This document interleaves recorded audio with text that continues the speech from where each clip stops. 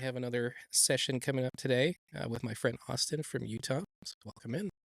Thank you. My name is Austin Thomas. I've been with High West Distillery for about 8 years, and I really love the brand. As a Utah native, growing up in Salt Lake City, something I never thought I'd see in Utah. So it's been really cool to be able to represent the brand out here in Texas. Awesome. How long have you been with High West? Since 2016. 2016? Yeah. Cool. Have you always been in Utah? Grew up in Utah? I moved away from Utah to Colorado for college. Okay. Stuck around a little bit for the lifestyle, and then moved back to Utah kind of by accident. Yeah. Got a job at High West less than 48 hours after I got back to town, and well, the rest is history. Kept me there for 8 years. Yeah, for sure. And you run the tasting room, correct? I do, Okay. yeah. Awesome. So I run the tasting room and the tour program at our main distillery in one ship. That's awesome. And then you also travel the U.S. kind of education-wise for the company? Mm-hmm. Yeah, this is my first trip out to Texas. We were just out in Louisville, half doing some distillery tours, kind of see where me and my team sit in that world, and then also visiting our sister distillery out there, Copper and Kings. Copper and Kings, awesome. Cool.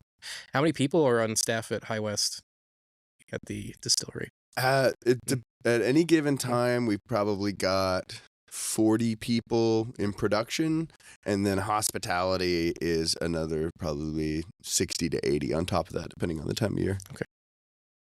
And then when is your peak times? I'm curious because I know Park City is more of like a ski-driven resort town, right? For sure. So winter is definitely the busy time of year for our Park City locations. We've got this High West Saloon, which is our flagship location, 703 Park Avenue, the world's first ski-in, ski-out gastro distillery. Up the street from that, we've got the Nelson Cottage, which is kind of our elevated prefix meal with whiskey pairing spot. And those places are a lot busier in the winter. Okay. Our main distillery for production is out in Wanship, Utah, and that definitely gets busier in the summertime. We get a lot more local traffic coming up from Salt Lake City, people trying to beat the heat. And so that one, and also the drive out there can get a little treacherous in the winter. So it's a little bit daunting for people coming from out of town. So how long have you been in the industry?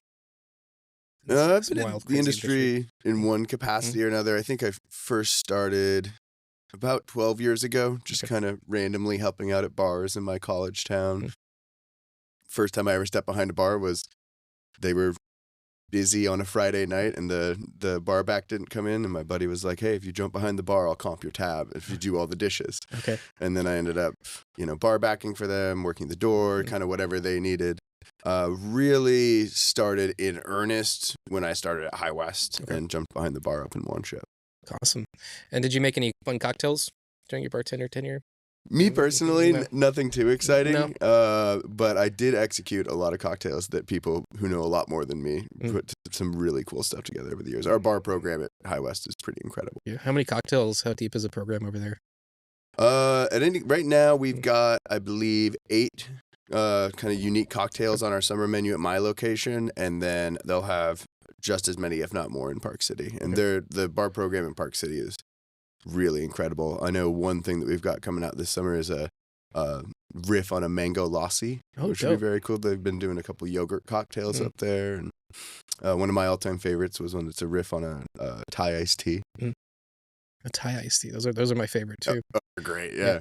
Is Utah, do you have to make your own spirits at the distillery and use them at your distillery? Because I know here in Texas, if you're using you have a bar in your distillery, you have to produce any of the product that you're serving. You can't bring in yellow chartreuse, you can't bring in Benedictine, you have to make it. Really? Is it the same kind of law in Utah? No, Utah, our main kind of hurdle to get over with cocktails is there's really strict regulations on the amount of alcohol you can have. So we put our own spirits in pretty much every cocktail that we'll have. We even have our distilling team custom design gin for our summer and winter menus every year that we just use behind the bar.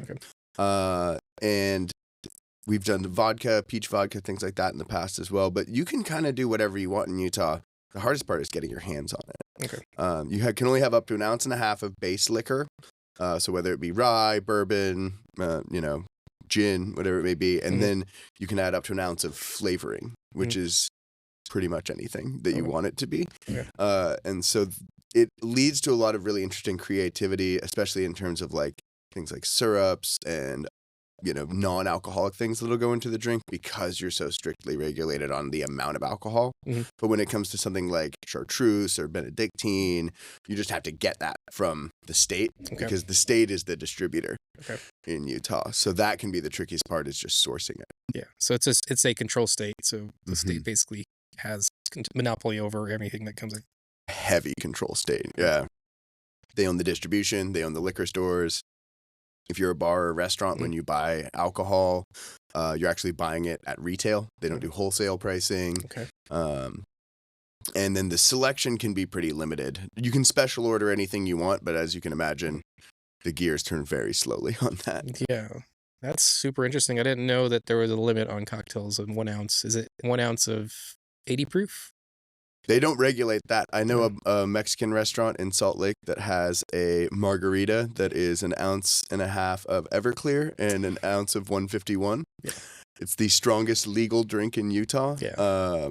It's not very good. Yeah. But, they don't regulate proof. They just regulate volume. I always say in Utah, the liquor laws are written mostly by people who've never had a drink before. Okay. So they're really just kind of guessing. Yeah. One kind of typical thing you see in Utah is pours have to be metered. So everybody uses what's called a Berg system, which is essentially like an electronic speed pour that you have to put into a collar, and it meters how much goes into each drink. Okay. And those get audited by the state. Okay. I did not know that either. Yeah. I know when I was working in corporate with some of these hotel chains, they would try and have us to do that. Mm-hmm. With Marriott, certain chains have the requirement where it has to be metered like that, but I've never seen it like that before. As far as I know, it's the only state that has that strict of a regulation on something like that. The one exception being if it's a flavoring, it doesn't have to be metered. Yeah. So. Well, not really awesome, but I understand the control state aspect of it. I do think it does create a climate of creativity, though. People get really, really creative working within those regulations, and so you see some really cool stuff coming up.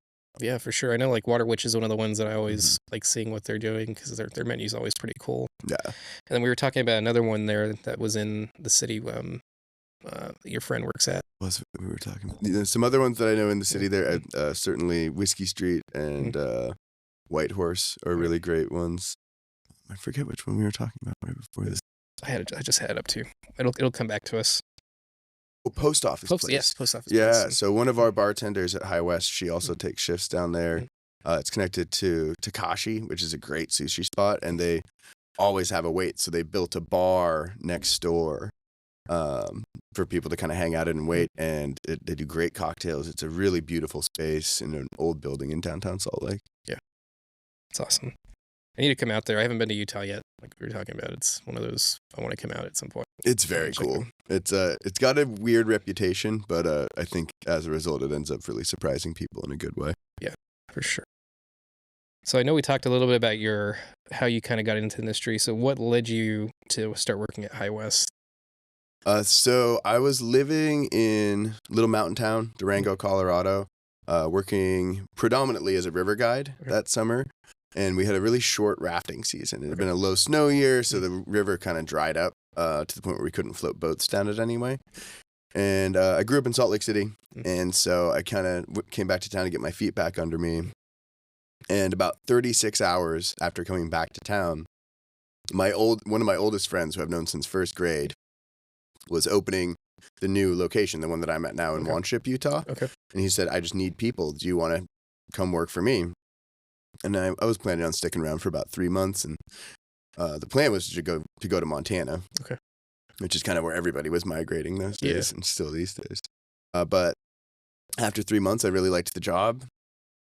It was bartending, doing tours. Back in those days, we weren't getting enough traffic at that location to justify, appropriately staffing. Yeah. So you kind of learned how to do a little bit of everything, and I just really enjoyed it. It was very cool to just have everything be different every day and learn a lot of stuff.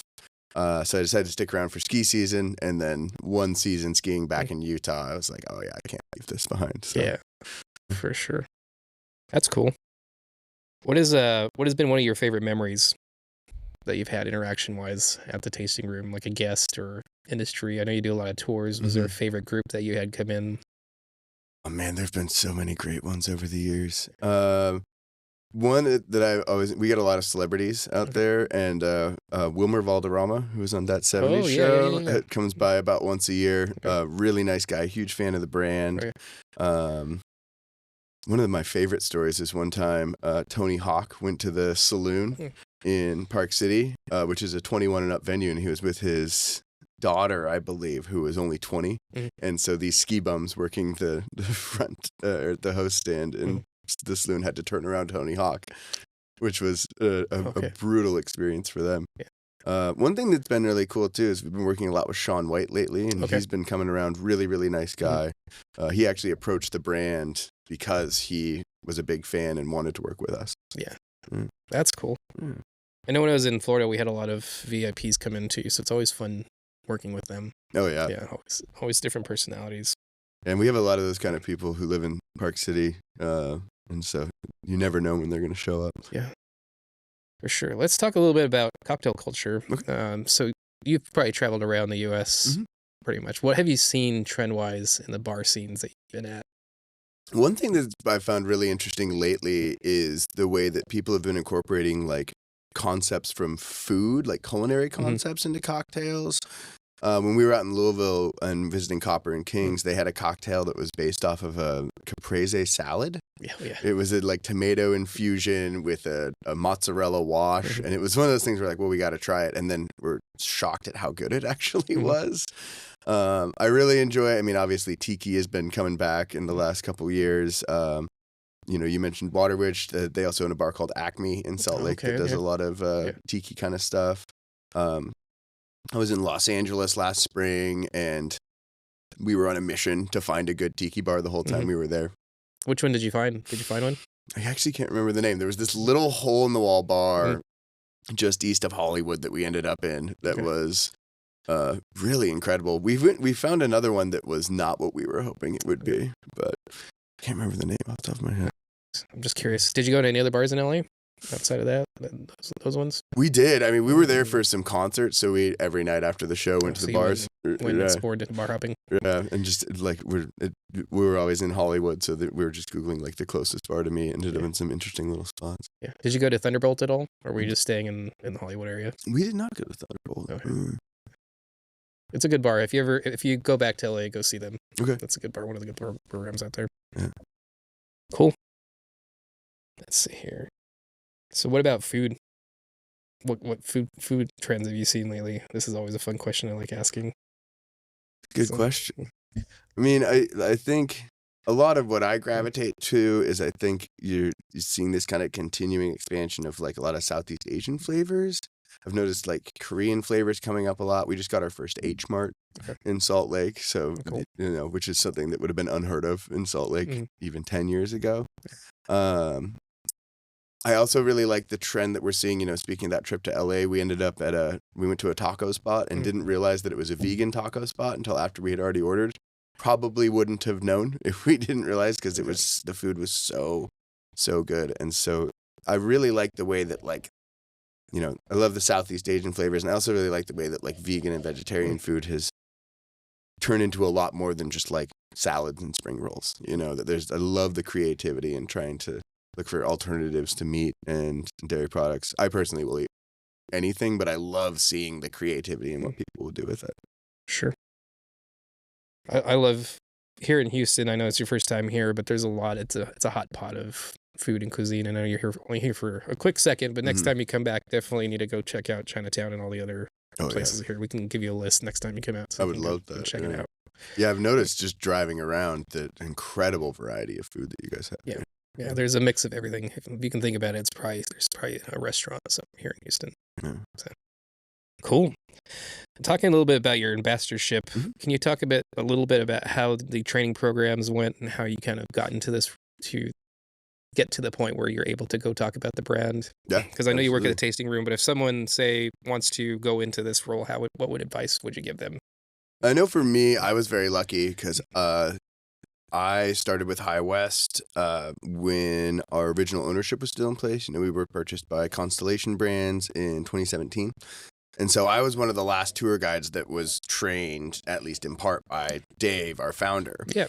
And so I was very lucky in that regard. But when I get somebody new on my team, the first thing I start off with is the absolute basics, right? Like, can you tell me what the difference is between bourbon and rye whiskey, right? And then building kind of on that. I think we're very science-based. A lot of what I like to focus on in the training process is what makes our production process unique. The type of still that we use, where we're getting our grain from, how important that stuff is to us. And then from there, building, outward towards the brand, right? Like the West is a huge part of our brand. The bottle has become kind of iconic, and it is really designed to look like an Old West saloon bottle. Yeah. And so a lot of that for me, especially as being a Utah native, is leaning into like that history, setting the stage for how unique a company like High West is in terms of the hurdles that we had to go through, the lack of a drinking culture in Utah when we first started, and then talking about how we are really at the forefront of changing that. I mean, when High West started, there were a handful of breweries in Utah, and that was about it. The bar scene was not nearly what it is now. And our timing was really good because we really got started about 5 years after the Olympics. Yeah. And that's where we saw this kind of major shift in regulations around drinking in Utah. And it really opened the door for places like us, for places like Waterwitch, which would come shortly after, creating kind of channels to create a better cocktail scene. And then with us too, as we've grown, continuing to like put back into the West. One thing that we're big on is donating to nonprofits like the Wildland Firefighter Foundation, the American Prairie Foundation, to really help give back to the West and try to preserve this really special place that we live in. So it kind of, I always start at the beginning, the basics of science and spirits, the basics of Utah history, and then kind of fit where High West fits into that. Awesome. Cool. This is a good little segue in talking about the brand. So I know High West is very science driven. So it was founded by someone who has a science background. It was founded by Dave and Jane Perkins. Dave is a biochemist by trade. He was working in the pharmaceutical industry when he started High West. And really where the idea for High West came from was when Dave and Jane went out to Maker's Mark for a wedding. And when they took the tour, realized that they already knew all of this science, right? All this stuff is just biochemistry at the end of the day. And when Dave saw these kind of parallels with what he does, he decided that's what he wanted to do with his retirement, essentially. And settled on Park City after going there for a ski vacation. And the rest is history there. And that's always been the core of what we do, right? Much like many young brands, we started as a blender. At this point, everything that you see here, other than the bourbon, does contain High West distillate. The Rendezvous is majority High West distillate. And so to take a brand that was originally all sourced products and maintain quality and consistency while incorporating whiskey that was made in-house really takes a lot of meticulous science, constantly changing those recipes to make sure they taste the same every time.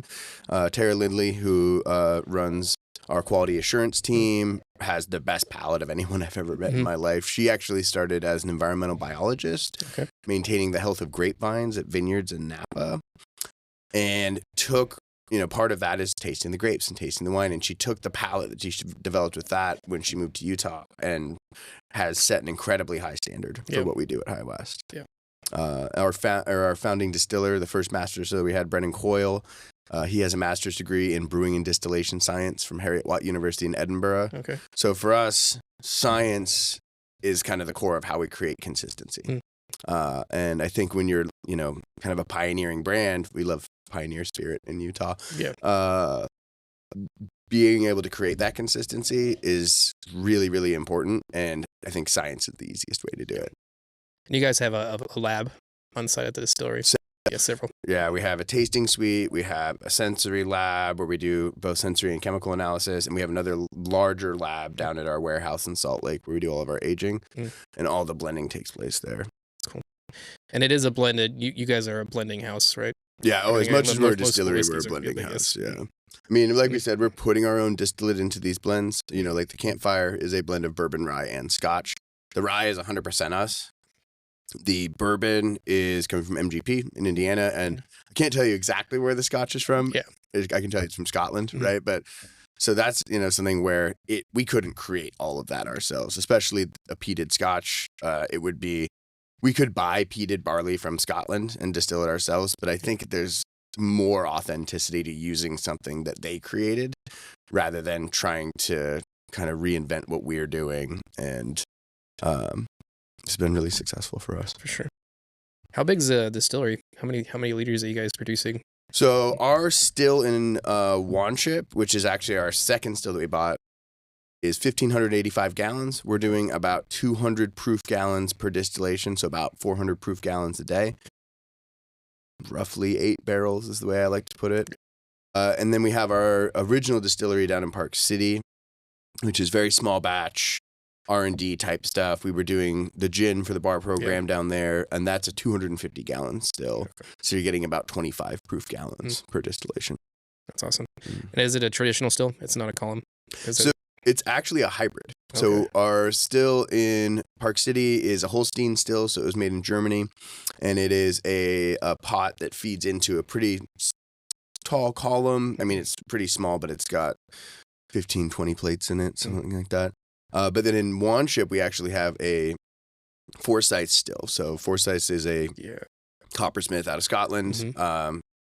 And it's a traditional Scottish pot that feeds into a rectifier that's only a 5-plate column. Okay. So that essentially functions to replace the would-be second distillation. And it allows us to get the flavor and texture of a double distillation, a more traditional pot still, but in about half the time and using about half the energy of that traditional distillation. Awesome. And I know yeast is more of a proprietary product for you, but do you grow it in the lab there, or are you sourcing it out? We're sourcing our yeast. Okay, cool. Yeah. Awesome. And most of your grain, is it from Utah, or is it from, can you talk about that? Oh yeah, for sure. I'd love to, actually. I'm a really big fan of our grain producers. Okay. So Utah's agriculture is mostly based around ranching. Most of the grain that we grow in Utah is alfalfa that goes to feeding cows. So all of our rye and barley are coming from a farm in southern Idaho called Mountain Malt. Okay. They have a parcel of rye and a parcel of barley that are set aside specifically for High West. And you know, we've been working with them since day one. They also do the malting for us. So when we do our malt whiskey, the High Country single malt, all of that malting is done in Idaho, in-house, and then they ship it directly to us. It's about 4 hours from the distillery. But where we get our corn from is my favorite. So our corn comes from southwest Colorado, in a town called Cortez, which is about an hour from where I used to live in Durango, where my journey kind of started with this stuff. And it is owned, it's a farm called Bow and Arrow. It's owned and operated by the Ute Mountain Ute tribe. Oh, cool. So we're talking people who, I mean, these are descendants of people who've been growing corn in the Four Corners for as long as people have been growing corn there, right? The farm's less than half an hour from Mesa Verde National Park. They have a 6,600 acre farm, and they grow exclusively non-GMO and heirloom varieties of corn. And we get every single kernel of corn that we get from them. Okay. That's awesome. I didn't know you guys sourced from that area. Oh, yeah, absolutely. I love that side, that part of the States. Oh, it's incredible. It's great out there. Yeah, it's absolutely incredible. Awesome. And then water-wise, it's all coming from up in the mountains, right? So one of the benefits of our distillery in Wanship is that we're on the Blue Sky Ranch, and we have lease a little parcel from them. And the Blue Sky Ranch owns the water rights on their property, which, as I'm sure you know, in somewhere like Utah is a really big deal. Yeah. I guess it really is anywhere, right? And we tap into an aquifer called the Blue Oyster Ridge Aquifer. It's a 1,200-foot deep well. Okay. And then we actually have a water treatment plant on site. So we're treating our water in-house to our specifications so that we're getting consistency, quality. And if you come up and visit us, it's the same water that you're drinking in the restaurant is the water that we're using to make the whiskey. Awesome.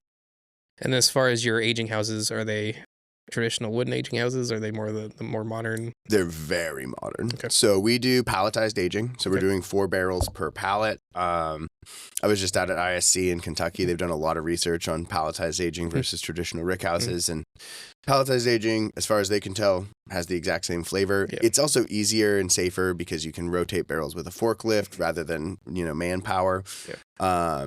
But we do a little bit of aging on site in Wanship. The vast majority of our aging happens down in Salt Lake City. So we have 3 warehouses down in Salt Lake. Last I checked, the largest of which holds about 12,000 barrels. Okay.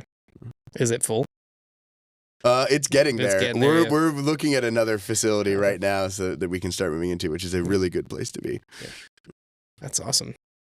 Cool. What marks do you have here today for us? Is this a main lineup right now? For sure. So these are kind of our core 2 products. Our best sellers are the High West Bourbon and Double Rye. Yeah.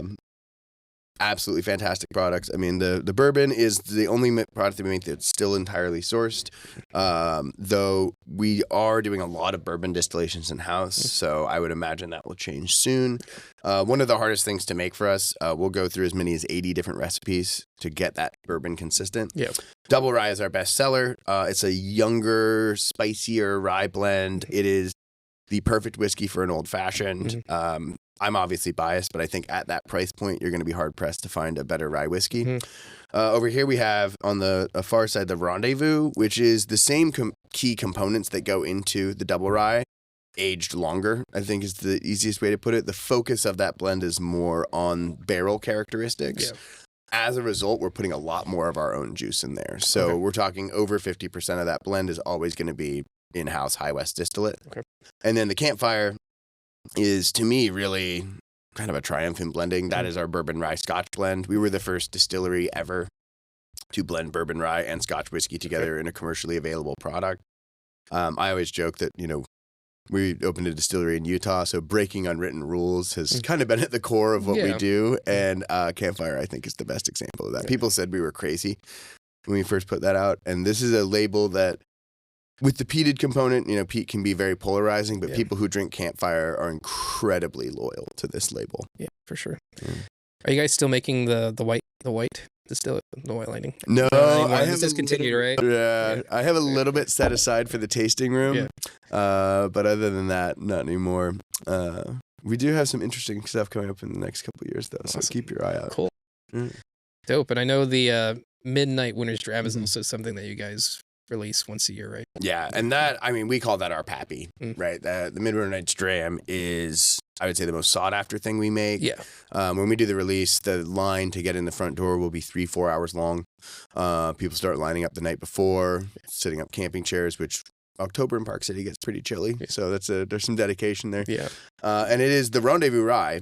Okay. And we finished it in ruby and tawny port barrels. So you take that kind of spicy, sweet, older rye blend, and then you're adding flavors like plum and fig, these dark fruit notes from the port barrels. Really, really incredible whiskey. Awesome. And then the barrels you're aging in, we didn't talk about this earlier, but can you talk about what char levels or Yeah. We're doing pretty standard barrels, right? We're getting our barrels mostly from ISC, Independent Stave Company, which is, to my understanding, the largest cooperage in the world. And they're doing number 4 char for us. We do a slightly lighter char, roughly a number 2 on the caps to get a little bit of flavor variability, but we're doing a pretty standard number 4 on those. We do source some barrels from Speyside Cooperage as well, but mostly ISC. How big are the barrels? Are they standard barrels? 53 gallons. Yeah. Cool. Yeah. We definitely have worked with larger barrels, mostly in the capacity of finishing. Wine barrels are a little bit larger. We've got some sherry casks on our hands in the last couple of years that are quite a bit larger. Yeah. But for our initial maturation, it's standard number 4 char, 53-gallon American barrels. Awesome. And there's a lot of experimentation that goes on at High West, it sounds like, because they do a lot of different char level, or different barrel aging processes. Absolutely. Yeah. I think, when you start as a blender, one of the easiest things you can do to make something uniquely your own is a finish, right? So doing a lot of wine barrel finishes. I've seen even gin barrel finishes, a lot of fortified wines. Everything you can imagine. We've tried out over the years. We had, for a long time, our barrel select program. And the idea was that we would take one cool barrel, put one of these 4 products in it, and then see what it turned into. And so it gave us a way of experimenting, but then also immediately getting that product out and seeing what people thought of it. Sometimes it went well, sometimes it didn't. We did a rye whiskey in a peated Scotch barrel that some people really like.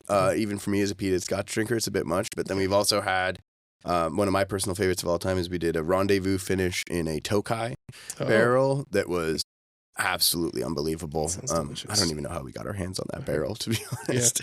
Yeah. And so that program is changing to our cask collection program, where instead of having one of these labels specifically associated with that blend, we'll say take a bourbon or a rye and finish it. We're doing a lot of wine barrels, Chardonnay, Cabernet Sauvignon barrels as those finishes. One collaboration we've done a lot of in the last couple of years is the Prisoner's Share, where we take a bourbon rye blend and finish it in used wine barrels from the Prisoner Wine Company.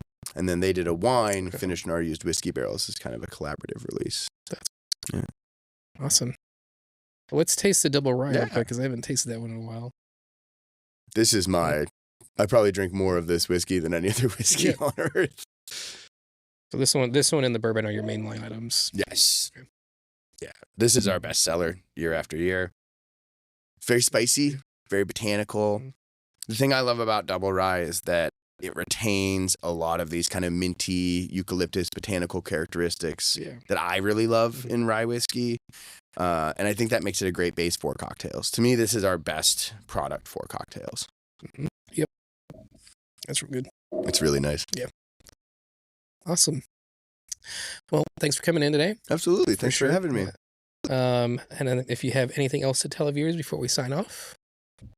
Well, I would say come visit us out in Park City. Come visit me out in Wandshift. Come get a tour. And keep an eye out for new High West releases coming in the next couple of years. We've got some really cool stuff that's going to be hitting the shelves. We're playing around a lot with bottled and bond releases, with these barrel finishes.